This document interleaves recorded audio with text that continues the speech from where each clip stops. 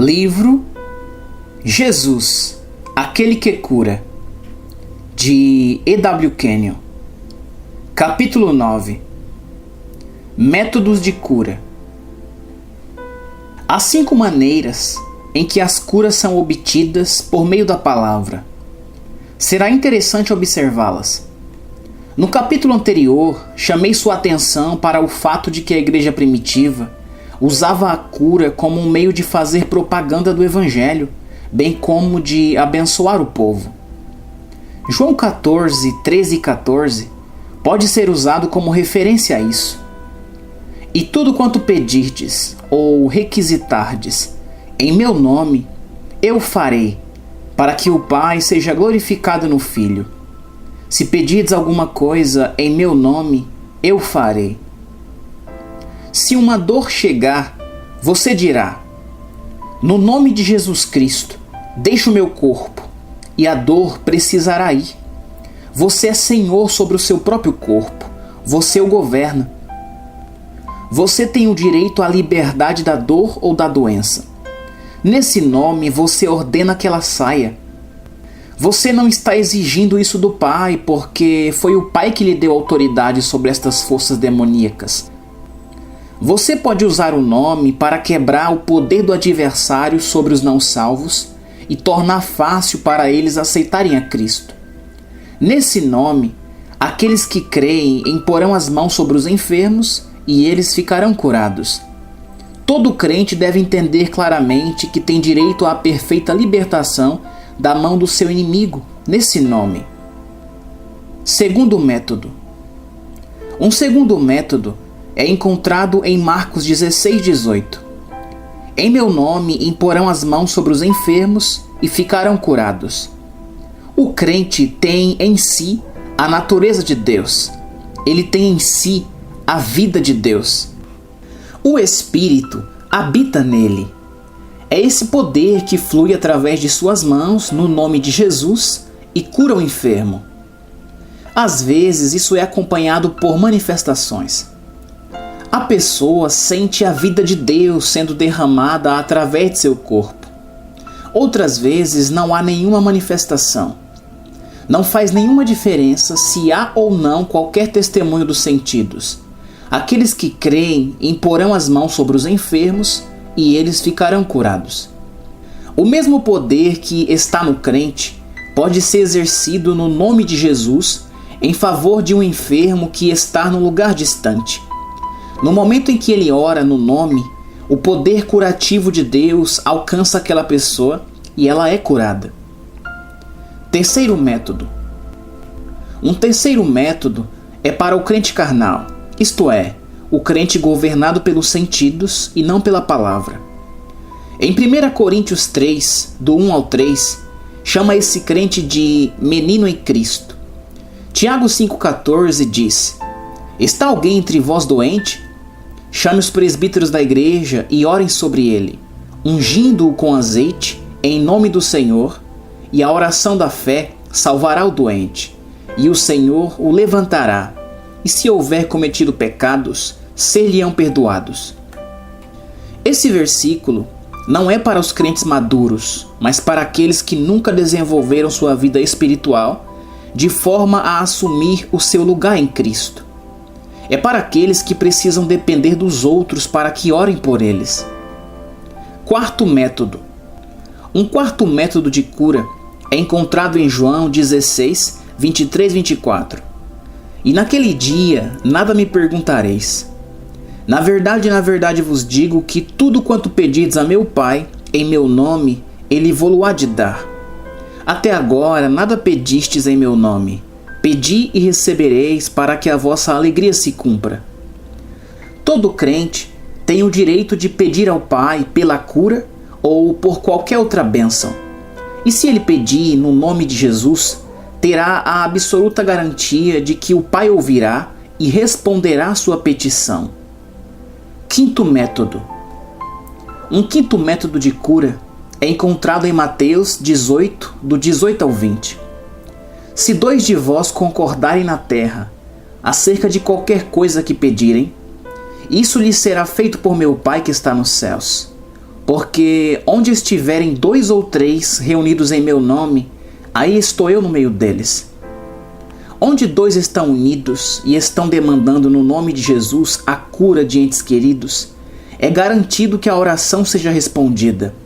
Deus vigia sobre a sua palavra para confirmá-la. Cura na redenção. Há outro método de cura que eu creio ser o melhor. Ele é apresentado em Isaías 53, do 3 ao 5. Verdadeiramente ele tomou sobre si as nossas enfermidades, e as nossas dores levou sobre si. E nós o reputamos por aflito, ferido de Deus e oprimido. Ele foi ferido com nossas doenças. Mas ele foi ferido pelas nossas transgressões e moído pelas nossas iniquidades. O castigo que nos traz a paz estava sobre ele, e pelas suas pisaduras fomos sarados.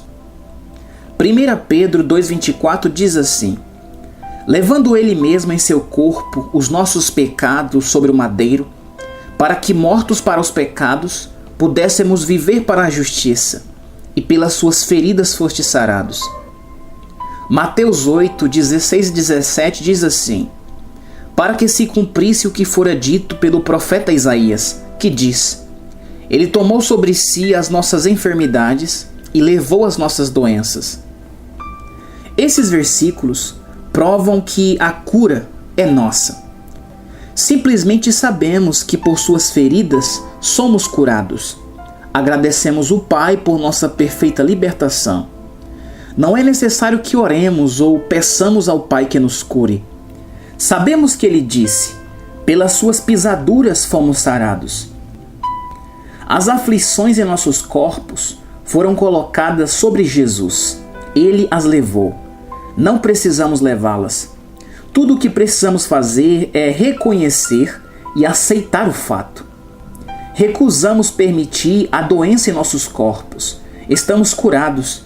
Cada crente deve entender completamente que sua cura foi consumada em Cristo. Isso significaria o fim dos problemas crônicos no corpo do crente.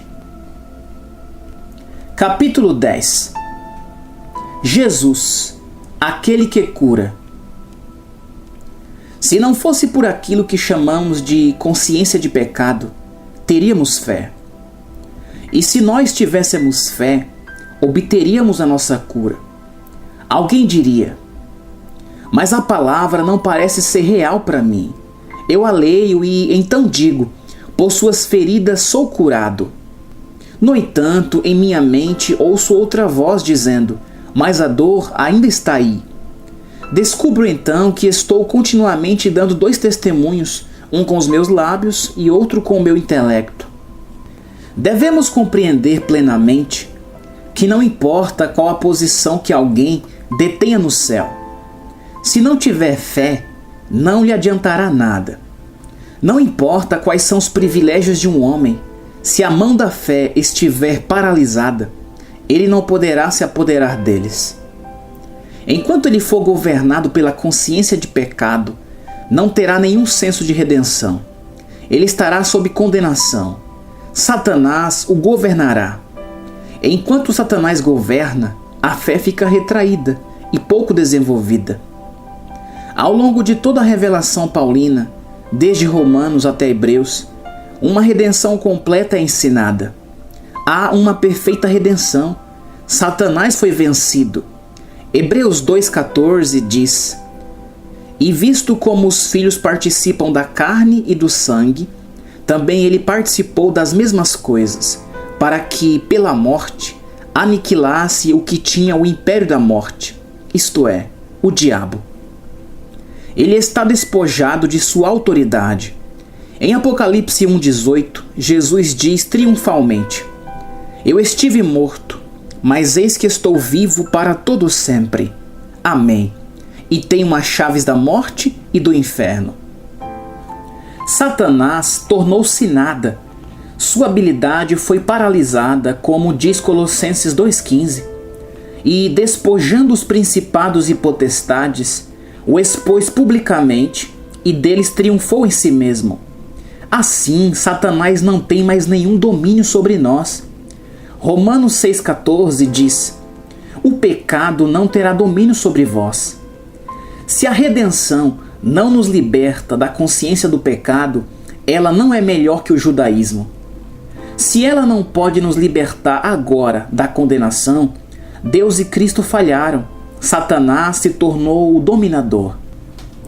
Se a consciência de pecado domina, agir sobre a palavra fica impossível. A fé se torna em uma flor seca em que a consciência de pecado domina. O problema da fé, então, é livrar-se da consciência de pecado. A palavra é a única cura. Ela declara que nós estamos redimidos. Está escrito em Efésios 1,7. Em quem temos a redenção pelo seu sangue, a remissão das ofensas. Se fomos redimidos, o domínio de Satanás está então quebrado e estamos livres. Não somente uma redenção perfeita foi realizada, mas foi feita uma provisão para uma perfeita recriação. 2 Coríntios 5, 17 e 18 diz: assim que, se alguém está em Cristo, nova criatura é. As coisas velhas já passaram, eis que tudo se fez novo. E tudo isso provém de Deus, que nos reconciliou consigo mesmo por Jesus Cristo e nos deu o ministério da reconciliação. Há uma completa recriação e uma completa reconciliação. Se Deus nos recriou, não estamos mais debaixo da escravidão das coisas da velha criação. Se um homem foi recriado, é pela própria obra de Deus. Ele o fez através do Espírito Santo e da sua própria palavra. Essa nova criação é efetuada pela comunicação da própria natureza de Deus. 2 Pedro 1,4 diz que nos tornamos participantes da natureza divina. Somos, na verdade, nascidos de cima. A velha natureza de pecado foi embora e uma nova natureza, que é livre de condenação, tomou seu lugar. Em Romanos 8, 1 e 33 diz: portanto, agora nenhuma condenação há para os que estão em Cristo Jesus. Fomos libertados da lei do pecado e da morte. Quem tentará acusação contra os escolhidos de Deus? Quem os condenará? Deus nos justificou, ou Deus nos declarou justos. A palavra justificar significa tornar justo ou reto. A justiça ou a retidão é a capacidade de estar na presença do Pai sem sentimento de culpa, pecado ou inferioridade. Ficamos ali como se o pecado nunca tivesse existido. Se a redenção não significa isso, se a nova criação não nos dá isso, Deus então terá falhado. A nova criação precisa ser tão livre de pecado quanto Adão era antes de ter cometido o pecado. Caso contrário, Deus teria falhado em sua obra redentora. Alguém poderia dizer: e quanto a 1 João 1,6, que diz: se dissermos que não temos pecado, enganamo-nos a nós mesmos e não há verdade em nós. Ele está falando de uma comunhão quebrada. Se um homem diz que tem comunhão com o Pai, quando na verdade está vivendo sob condenação, está contando uma mentira. Se dissermos que temos comunhão com Ele e andarmos em trevas, mentimos e não praticamos a verdade. Todo homem que está vivendo uma comunhão quebrada está andando em trevas, como diz 1 João 1,9. Se confessarmos os nossos pecados, Ele é fiel e justo para nos perdoar os pecados e nos purificar de toda injustiça.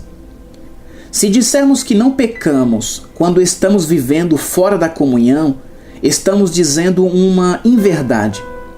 Se alguém pecar, temos um advogado para com o Pai, Jesus Cristo, o justo. Efésios 2,10 diz: somos feitura sua. Ele não somente nos fez novas criações, mas Ele nos fez justos. Está em Romanos 3,26, para que Ele seja justo e justificador daquele que tem fé em Jesus. Isso declara que Ele se tornou a justiça do homem que tem fé em Jesus como Salvador. Se Deus se tornou nossa justiça, temos uma posição legal aceitável em sua presença. Em 1 Coríntios 1,30 nos diz que ele foi feito para nós justiça. Mas vós sois dele, em Jesus Cristo, o qual para nós foi feito por Deus sabedoria e justiça e santificação e redenção. Assim temos Deus como nossa justiça e Jesus como nossa justiça. Romanos 4,25 diz: Ele foi entregue por causa das nossas transgressões e ressuscitou porque nós fomos encontrados justos diante dele.